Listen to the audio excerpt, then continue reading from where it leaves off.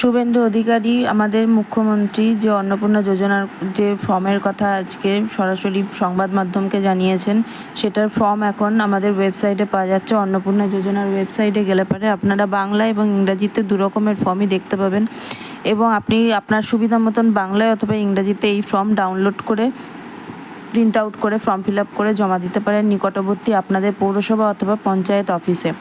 এই ফর্মটির ডিটেলস সম্পর্কে আমি কিছু বিস্তারিত তথ্য আপনাদের দিতে চাইছি, এবং আমি যে শর্টসে আপনাদেরকে বলেছি যে 12 পাতার এই ফর্মটি, এইটা কীভাবে ফিল আপ করতে হবে সেটা সম্পূর্ণভাবে আমি আপনাদের এখন আমি বোঝাচ্ছি। এখানে আপনি প্রথমেই দেখবেন যেটা দেওয়া হয়েছে অন্নপূর্ণা যোজনায় পারিবারিক তথ্য সংগ্রহের ফর্ম। মুখ্যমন্ত্রী প্রথমেই বলেছেন যে উনি এই ফর্মের মাধ্যমে পরিবারের যে আমাদের জনগণনা সেই সংক্রান্ত কিছু তথ্য এই ফর্মের মাধ্যমেই সংগ্রহ করতে চান। তো সেই কথাটা মাথায় রেখেই 12 পাতার এই যে ফর্মটি আছে সেখানে আপনার পরিবারের সমস্ত ইনফরমেশন বা তথ্য দেওয়াটা বাঞ্ছনীয় করে দিয়েছে। অতএব আপনি যখন অন্নপূর্ণা ফর্ম ফিল আপটা করবেন, অতএব খুব সাবধানে এবং প্রচণ্ড ডকুমেন্ট ঠিকঠাকভাবে দেখে আপনার আধার কার্ড অনুযায়ী নাম এবং নাম্বার এবং ব্যাঙ্ক অ্যাকাউন্ট নাম্বার সমস্ত কিছু আপনি দিতে বাধ্য থাকবেন। প্রথমে যে 1 নাম্বার পেজে যেটা দেওয়া আছে সেখানে আপনাকে বলে দেওয়া হয়েছে যে চেকবক্স আছে সেখানে টিক চিহ্ন দেওয়ার জন্য।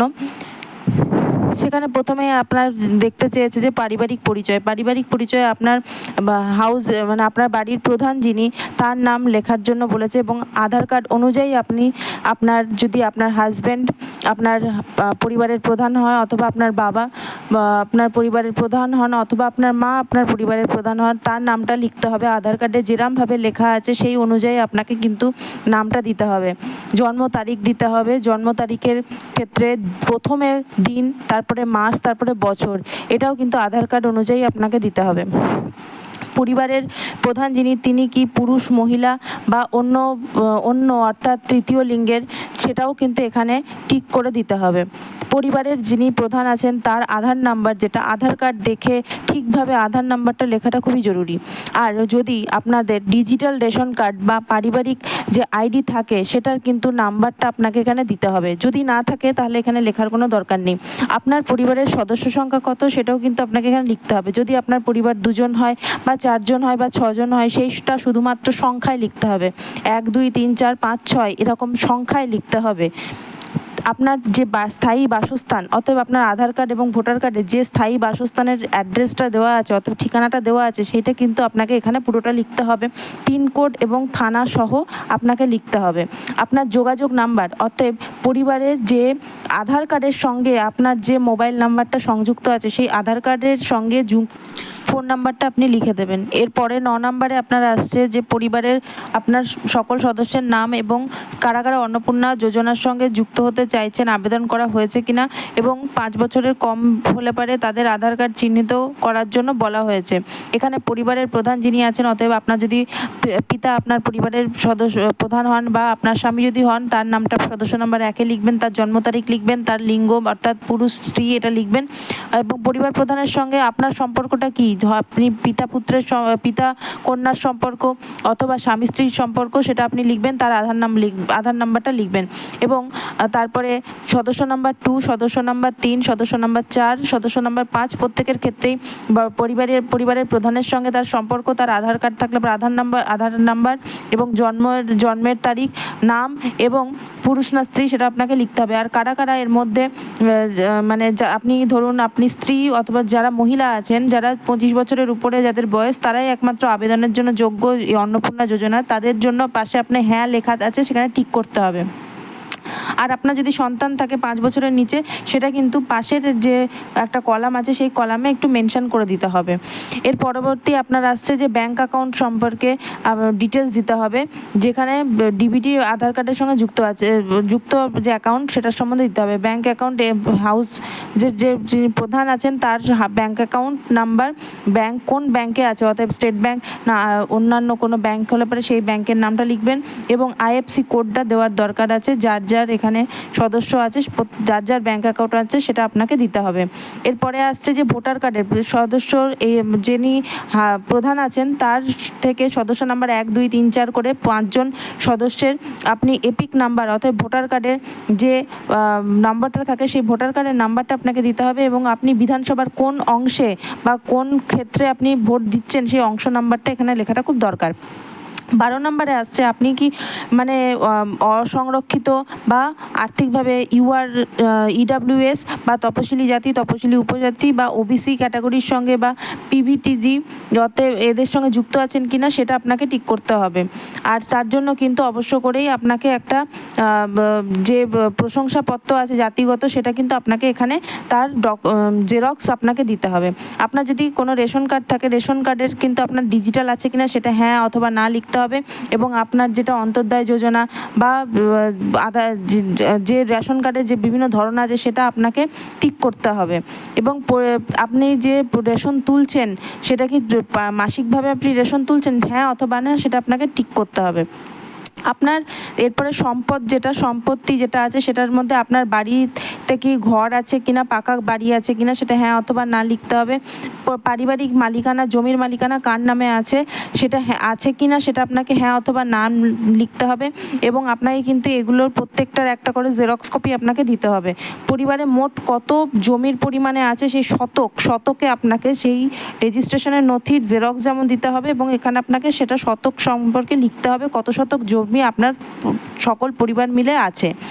যদি আপনার বাড়িতে কোনো রকম যানবাহন থাকে, অতএব মোটর চালিত 4 চাকার গাড়ি থাকে, সেটা কিন্তু আপনাকে অবাণিজ্যিক, যেটা মানে বাড়িতে ব্যবহারের জন্য সেই গাড়ি আছে কি না সেটা লিখতে হবে। যদি থাকে তাহলে গাড়ির কিন্তু রেজিস্ট্রেশন নাম্বারটা এখানে লিখে দিতে হবে। যদি আপনার পরিবারের কোনো স্বাস্থ্য বিমা করা থাকে সেটা আপনাকে হ্যাঁ অথবা না লিখতে হবে। যদি না থাকে তাহলে আপনি নাই টিক করবেন, যদি থাকে তাহলে পরে সেটা বেসরকারি বা সরকারি বা কোন আওতায় পড়ছে সেটা কিন্তু আপনাকে ডিটেলস দিতে হবে। প্রত্যেকটা সদস্যের যে সদস্যের আপনার সরকারি অথবা বেসরকারি আপনার যদি স্বাস্থ্য বিমা থাকে সেটা কিন্তু আপনাকে টিক করে সেটা সম্বন্ধে লিখতে হবে। এবার আপনার আসছি আয় বা পেশার জন্য। আপনার প্যান কার্ড বা পেশা আয়কর আপনি দেন কি না সেটার জন্য প্যান কার্ড আপনাকে দিতে হবে, আপনার আছে কি না, আপনি পেশাগত কর প্রদান করেন কি না। ঠিক আছে, প্যান কার্ড যদি থাকে তাহলে প্যান কার্ডে আপনার প্যান কার্ডের নাম দিতে হবে, যদি থাকে প্রত্যেকটা পরিবারের সদস্যের প্যান নাম্বার যদি থাকে তার প্যান নাম্বারটা আপনি পাশাপাশি লিখে দেবেন। এবার আপনার পরিবারের যদি যিনি প্রথম সদস্য আছেন, যদি পরিবারের প্রধান, তিনি কী ধরনের চাকরি করতেন, তিনি বেকার বা পরিযায়ী শ্রমিক বা সরকারি চাকরি করেন বা পার্ট টাইম কোনো কাজ করেন, সেটা সম্পর্কে আপনাকে নথি দিতে হবে এবং আপনাকে টিক করতে হবে এখানে। আর প্রত্যেকটা সদস্যের সম্পর্কে এখানে ইনফরমেশান দিতে হবে, যেটা আপনার মনে হয় সেখানে আপনাকে টিক করতে হবে। যদি আপনার যদি আপনি টিউশন বা কোনো কিছু করেন সেক্ষেত্রে আপনাকে অন্যান্যতে টিক করাটা দরকার। এবং 5 জন যদি সদস্য আপনার বাড়িতে হয় প্রত্যেকটা 5 জনের সম্পর্কে আপনাকে এখানে টিক করতে হবে। এবং আপনার শিক্ষাগত যোগ্যতা কি সেটা কিন্তু 4 নম্বর কলামে আসছে। আপনার প্রাপ্তবয়স্ক সদস্য এবং অপ্রাপ্তবয়স্ক সদস্য, শিক্ষিত অশিক্ষিত, সেটা আপনাকে লিখতে হবে। কতজন আপনারা প্রাপ্তবয়স্ক মানে 18-র উপরে যারা শিক্ষিত তা সেই সংখ্যাটা আপনাকে লিখতে হবে। অশিক্ষিত প্রাপ্তবয়স্ক সদস্য মানে যিনি লেখাপড়া জানেন না, এরম যদি সদস্য আপনার পরিবারে থেকে থাকে সেটাও কিন্তু প্রাপ্তবয়স্ক 18 বছরের হলে পারে সেটা আপনাকে লিখতে হবে। 1 বা 2 বা 3 করে আপনাকে সংখ্যায় লিখতে হবে।